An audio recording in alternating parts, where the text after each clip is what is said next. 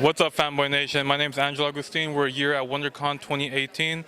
Jeff, can you please introduce yourself and your role in Star Trek Discovery? My name is Jeff Russo, and I am the composer of all the music.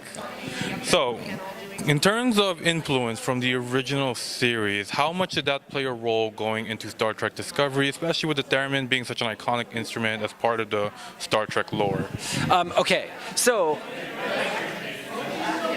obviously wanted to keep the score in the same world. Obviously wanted to for the score to sound familiar in that way. So we wanted to use a big orchestra. We wanted to use, we wanted to make it sound lush and swashbuckling and big, like the original and some of the other movies. I never did pull out a theremin, but I did utilize Alexander Courage's fanfare at the end of our new theme, and then, of course, at the end of 15 when we see the Enterprise.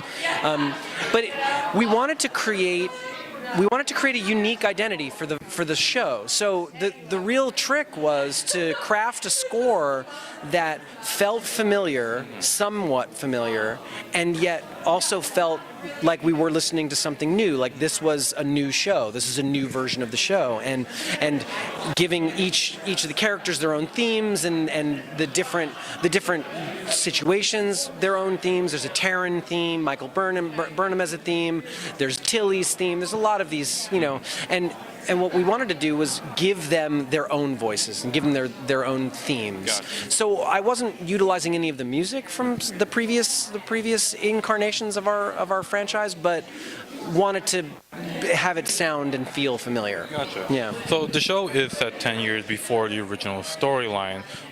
Did you try to use that as any influence in terms of how the music could build up or relate to the original series? Well, you know, interestingly enough, I didn't see it coming until I was about halfway through the season, and then what I realized was, oh yeah, in 15 they're going to run into the Enterprise, so I was going to have to take the fanfare and use the fanfare, and because that's going to be a big moment. You're going to see the Enterprise, and then I'm going to play the fanfare, and I was saying this to someone before. It was really funny for me. I've been a huge Star Trek fan my whole life, so when I was sitting in my studio writing it, and then I thought, oh, okay, I could use the fanfare here, and I just played that melody, and then on my screen, the Enterprise appeared.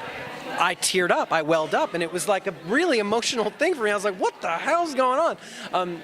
But it did, and I was very emotional about it. And so I would say, yeah, it really did push me in that direction to do that. Mm-hmm. So, of course, I'm going to assume that you've seen all the Star Trek movies. I have. Favorite one?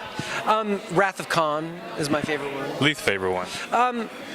Well, that's a difficult one. I'd say my least favorite one as a movie is probably the original motion picture.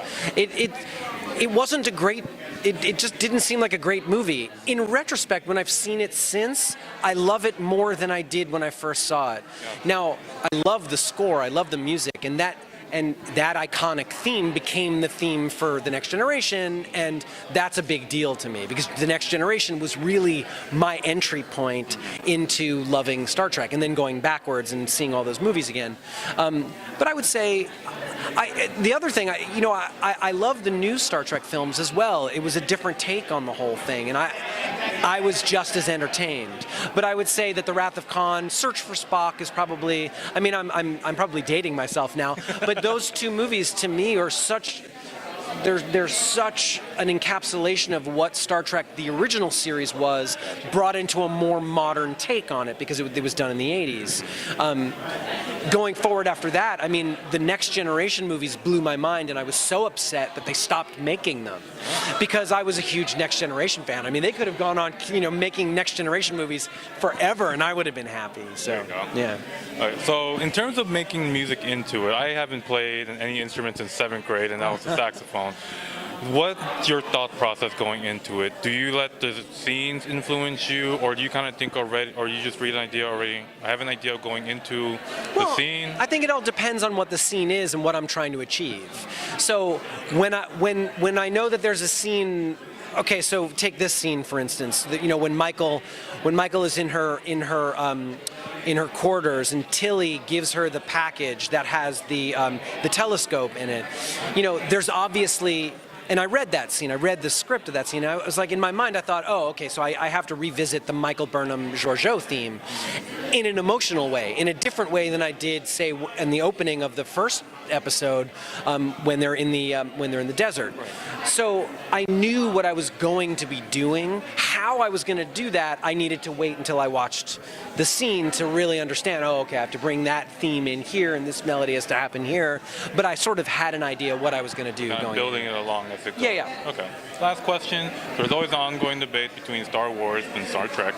Can you give your opinion on what makes each series unique and how each one is a good series, but how each one is unique? And there isn't a comparison, and I maybe I'm alone in this, but I'm an enormous fan of both simultaneously. And I know I always hear people be like, well, if you're a Star Trek fan, you can't be a Star Wars fan. I'm like, no, that's bullshit. Like, of course you can be a Star Wars fan and a Star Trek fan. I am a fan of this genre. I'm a genre fan. I love sci-fi. I think that it's the most thrilling genre of filmmaking and storytelling because it's fantastic. It's fantastical, and I love that kind of storytelling.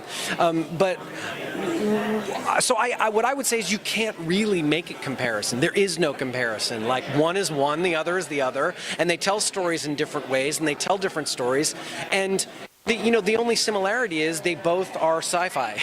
That's it. That's all it is. Right. So I don't necessarily subscribe to the belief that you need to make a comparison. I think that you shouldn't make a comparison. You should just love both. Love the answer. All right. Thank you, Jeff, for your time. I hope you enjoy WonderCon.